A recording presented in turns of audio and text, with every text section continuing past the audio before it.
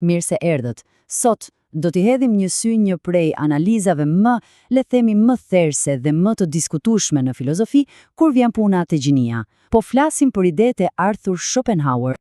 Le ta nisim drejt me pyetjen kryesore. A janë burrat dhe gratë një lloj, apo ky është thjesht një iluzion i rehatshëm? Ja, kjo është pyetja provokuese që qëndron në themel të gjithçkaje. Pikërisht ky tension është ai që Schopenhauer u përpoq ta zbërthente, pa doreza. Mirë, leti futemi drejt në temë. Po flasim për Arthur Schopenhauer. Ky nuk ishte thjesht një filozof. Ishte një mendimtar që me sa duket i ndikuar nga një marrëdhënie koklavitur me të ëmën dhe disa dështime në dashuri, vendosi të hiqte dorë nga çdo lloj mirësjellje shoqërore. Për të, realiteti ishte i hidhur dhe ai do ta thoshte ashtu siç ishte. Dhe kur vinte puna te gjinia, për të nuk ishte as pak një konstrukt shoqëror, ishte një vërtet biologjike, rrënjësore. Pra le të kalojmë tek ideja e tij e parë kryesore, ajo që ai e quante ndarja primordiale. Sipas Schopenhauerit, harroi një idenë se dallimet mes burrave dhe grave mësohen. Jo, për të, ato janë thellësisht biologjike, janë të gëdhendura në vetë qenien tonë. Dhe ja ku e kemi argumentin e tij kryesor, një ndarje e thellë, thuajse gjeologjike. Nga njëra anë, kemi psikën mashkullore, e cila sipas tij synon logjikën, arritjet abstrakte, ndërtimin e diçkaje që do të zgjas. Nga ana tjetër, psika femërore, e cila është e ankoruar, e lidhur fort me diktatet e natyrës, me instinktet e me nevojat e çastit. Dhe keni parasysh, ai besonte se asnjë lloj edukimi apo ndryshimi shoqëror nuk mund ta fshinte këtë programim bazë. Dhe ja një citat i tij që e përmbledh këtë pas një filtr. Gratë udhhiqen nga natyra, jo nga arsyeja. Ato kënaqen me të menjëhershmen dhe sipërfaqësoren. E rënd apo jo? Sipas tij, pikërisht ky fokus të siguria, të statusit e ajo që është e prekshme këtu dhe tani, ishte motori i motivimit femëror, krejt ndryshe nga ajo që ai e shihte si kërkimin mashkullor për ideale të mëdha e asat gjata. Mirë, tani bëhet edhe më interesante, sepse kjo ndarje themelore, sipas Schopenhauerit, nuk mbetet vetëm në nivelin e psikes. Ajo përkthehet në dy mënyra krejtësisht të ndryshme për të ushtruar pushtet në botë. Dhe ja ku i kemi këto dy arkitekturat pushtetit. Nga njëra anë pushteti mashkullor, i hapur, i drejt për drejt, flasim për forcë, konkurrencë ball për ball, kontroll të qartë. Janë, le të themi, instrumentet e rënda. Nga ana tjetër, pushteti femëror, i fshet, indirekt. Këtu kemi sharmin, bindjen, përdorimin e zgjuar të levave emocionale. Dhe kujdes, Schopenhauer nuk i shihte këto si shenja dobësie, përkundrazi, ai i shihte si një arsenal teje të sofistikuar dhe shpesh më efektiv. Kjo na çon në një nga vëzhgimet e tij më therse. Burrat ndërtojnë perandori, por gratë formosojnë burrat që i ndërtojnë ato.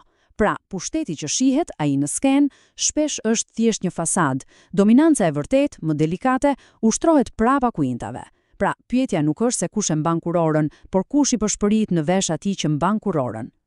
Ze tani arrim në zemrën e errët të filozofisë së tij, aty ku bëhet vërtet e pakëndshme. Do të flasim për kohën, dashurinë dhe atë që ai e quante mashtrim i madh.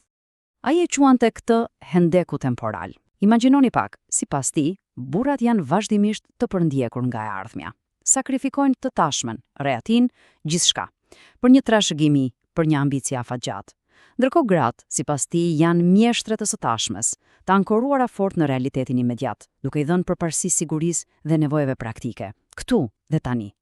Dhe nga koha, kalojmë te dashuria, dhe këtu ai shkatërron gjithçka. Harrojeni poezinë, harrojeni lidhjen shpirtërore.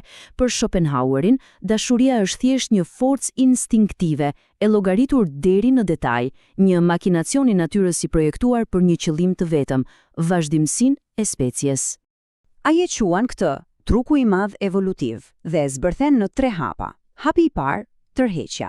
Nuk është diçka e ndërgjegjshme, është një reagim ndaj sinjaleve biologjike, fertilitetit, statusit, shëndetit. Hapi i dytë, objektivi biologjik. Natyra arrin qëllimin e saj, riprodhimin, sigurimin e stabilitetit për pasardhësit. Dhe hapi i tretë, iluzioni zhduket. Kur triku ka mbaruar, kur loja është luajtur, magjia avullon dhe mbetet, realiteti i ftohtë. Dhe siç thot ai vet, idealet romantike nuk i rezistojnë arsyes së ftohtë. Dashuria nuk ka të bëjë me lumturinë, ka të bëjë me biologjinë. Dëgjojeni mirë këtë. E gjithë ndërtesa e romances, e lidhjes son më të thellë, shembet nën peshën e këtij realiteti. Sipas tij, ne jemi thjesht vegla në duart e natyrës dhe lumturia jon individuale është dytësore. Mirë, e gjithë kjo është mjaft e zymt, por pyetja është, pse duhet të na interesojë sot? Schopenhauer do të thoshte se këto nuk janë thjesht ide të vjetra, janë një paralajmërim për kohët tona, për tendencat moderne që, sipas tij, po përpiqen të ignorojnë vetë natyrën tonë. Dhe cili është ky paralajmërim? Ai e quan fërkimi i njëjtësimit të detyruar. Ideja është kjo: kur një shoqëri ignoron këto ndarje biologjike themelore dhe përpiqet të detyrojë një njëjtësim absolut, rezultati nuk është harmonia. Rezultati, sipas tij, është konfuzion i thellë, pakënaqësi e brendshme, paqëndrueshmëri. Pse? Sepse po i kërkojmë njerëzve të luftojnë kundër prirjeve të tyre më të thella, natyrore. Pra, cili është përfundimi i tij? Është ky: bashkëjetesa e vërtet, harmonia e vërtet, nuk arrihet duke u përpjekur të fshijmë dallimet. Arrihet duke i pranuar ato, duke ndërtuar një shoqëri që pasqyron realitetin ton, ashtu siç jemi, dhe jo një ideal se si do donim të ishim. Dhe kjo na lë me një pyetje finale, një pyetje që tingëllon edhe sot e kësaj dite. A është kërkimi modern për barazi absolute një triumf i progresit, apo, siç do të këmbgulte Schopenhauer, është thjesht një luftë pa shpresë kundër vetë natyrës sonë, një vetëi kundër një realiteti biologjik që thjesht nuk mund ta injorojmë? Kjo është e vërteta e pakëndshme që ai na la për të menduar.